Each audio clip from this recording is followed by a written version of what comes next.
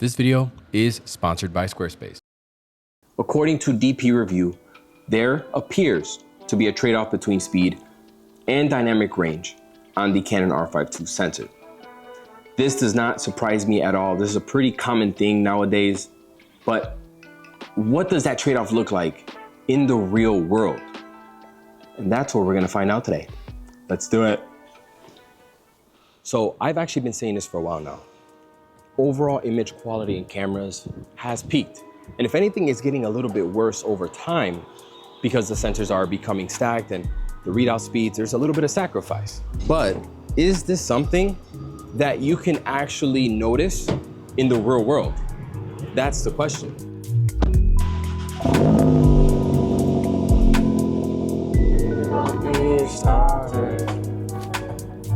After using the R5II in Arizona prior to launch, I was convinced that for sports photography, this is a solid upgrade. But what about portrait photographers, people that don't shoot sports? What's in it? What's in it for you? And is it worth getting over the R5, or is maybe the R5 a better photography camera in the sense, you know, in terms of that image quality, if that's your primary concern? So I'm gonna be testing this camera up against the R5 and see how it performs in the studio. I'm also gonna do some real world dynamic range testing, and I'm gonna do some low light test to see what's really going on. For this setup, I'm using a short lighting setup. If you're not familiar with this technique, basically I'm going to be lighting the far side of my face. So this side of my face is going to be lit. This side is gonna have a little bit of light spill, a nice little triangle, should be on this cheek. And then here I have a rim light. I have it on a pretty low power. It's just gonna graze my cheek a little bit, and my neck and my cheek. And what I'm doing is I'm using the end of the modifier to kind of feather the light a little bit. So if I want less light on my cheek, I'm gonna move forward a little bit more. I move back. Comparing the Canon R5 Mark II's performance in the studio versus the R5, there are a couple key points, a couple of key things that I do want to mention. But when it comes to image quality, well, first, the R5 Mark II's images, they're all about maybe like a half a stop darker than the R5 with the same settings. But that's neither here or there. I just had to bump the exposure a little bit on most of the R5 Mark II's photos. Now, after shooting with strobes and even mixing in ambient lighting with the strobes, I couldn't really notice any difference in the image quality other than the skin tones on the R5 Mark II are better. Now, I was using auto white balance, and that's usually how I shoot in the studio, and I was getting less of that orangey yellowish tint in the skin tones. Not in all the photos, but in the first set of photos, I noticed it pretty heavily. But if you use custom white balance, you're not gonna notice any issues. So there's nothing to really talk about there. I think, you know, overall, dynamic range, recovering the shadows in the studio, in a studio environment where I'm using lower ISOs, I noticed nothing at all. There's no advantage from either camera. I do think that there are a couple slight advantages of the R5 Mark II does have a couple slight advantages. That one being that it has a 1/250th flash sync speed when you're using the electronic first current shutter. That's still giving you a 14-bit raw file, same as when you're using the mechanical. Small benefit there. And also, this one's very niche to flash photographers. Canon just doesn't do it like Sony. So what I'm talking about is the live view display.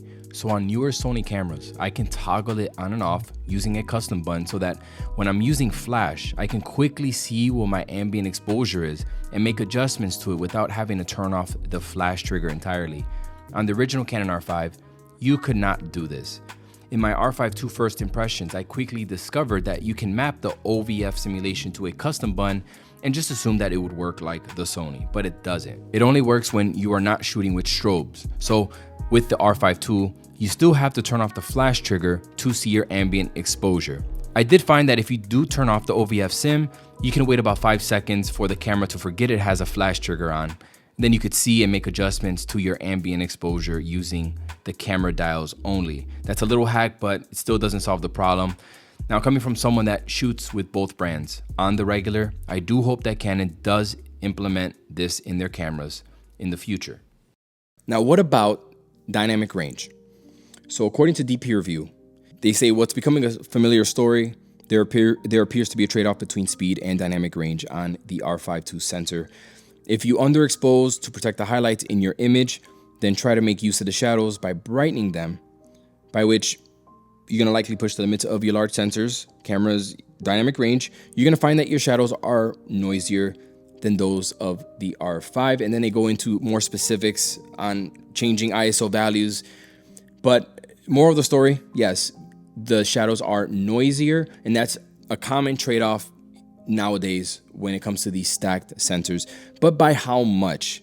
How much of a trade-off is there really with the R5II? Now, I didn't do a super thorough test like DP Review where I'm gonna match the same exposure and change the ISO values. I shot the image as if I was shooting it, and I just could not see much of a difference.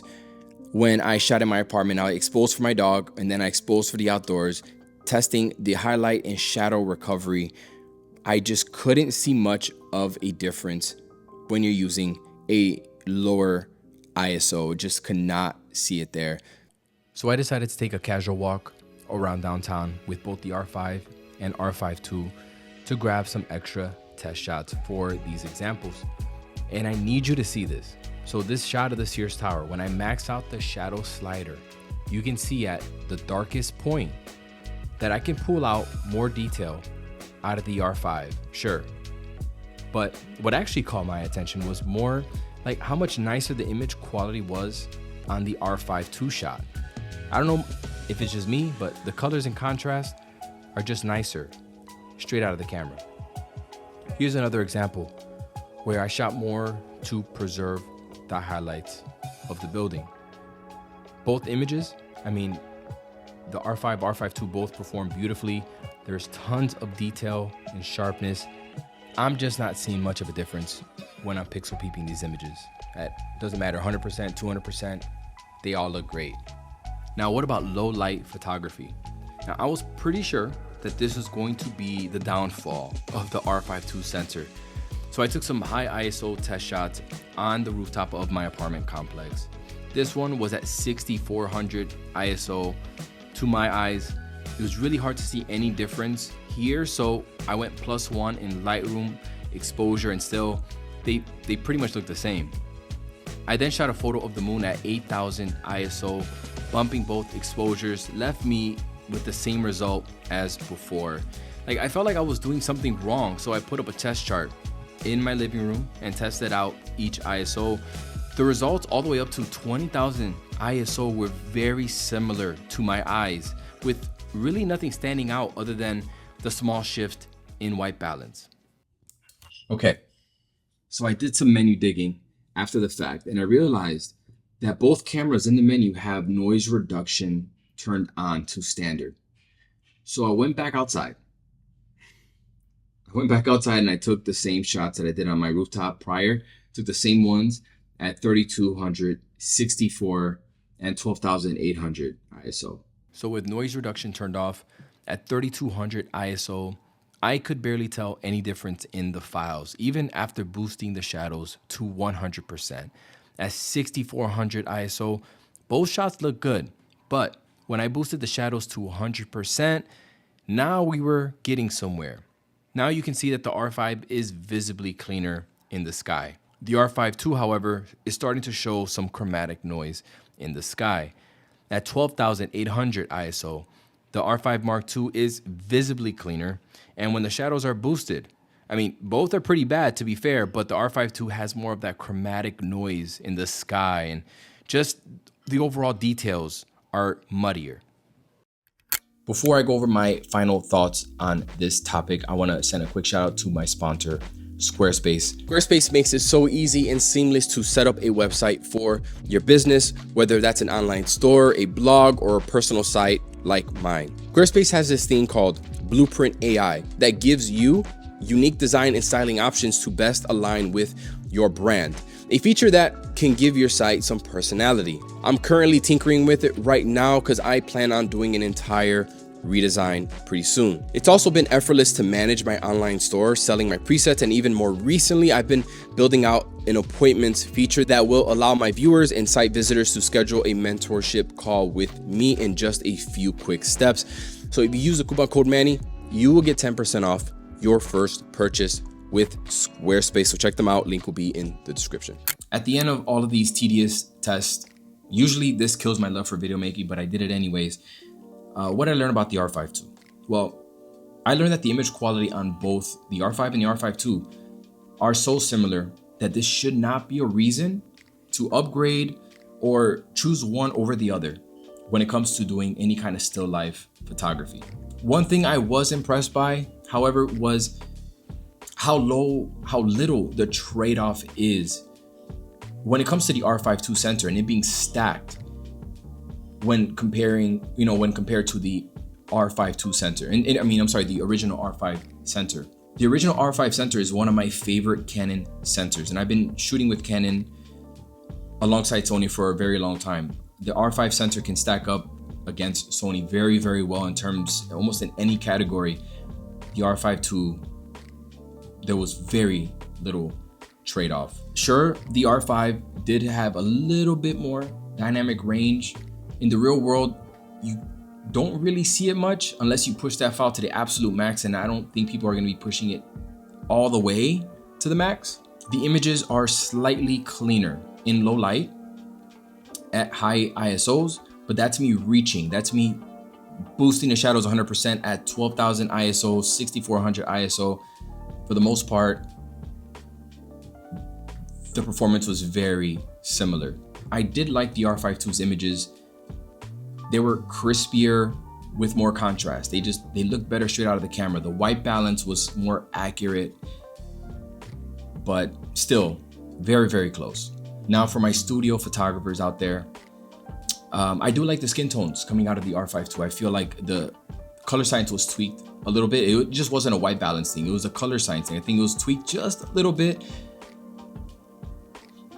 but that's about it. You know, the 1/250th flash sync speed on the R5II, it's nice to have that extra speed, but it doesn't really make that big a difference in the real world. Like the Sony A1 and its 1/400 flash sync speed, that makes a noticeable difference when you're trying to either cut ambient or try to freeze action. I think the 1/250th, it's not that big a deal, but it's a nice thing to have.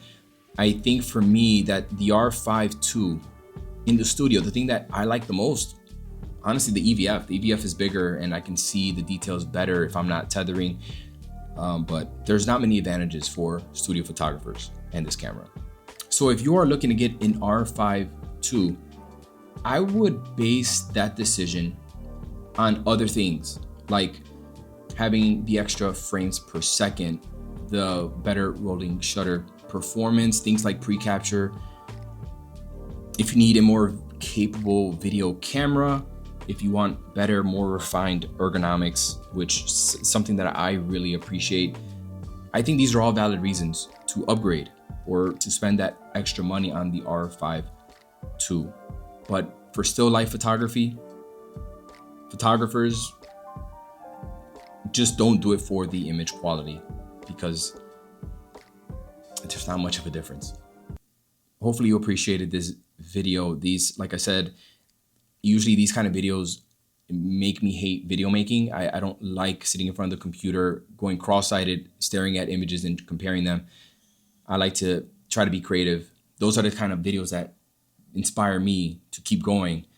So I would appreciate if you show this video some kind of engagement, right? Whether it's a comment, a like, anything like that, I'd appreciate it.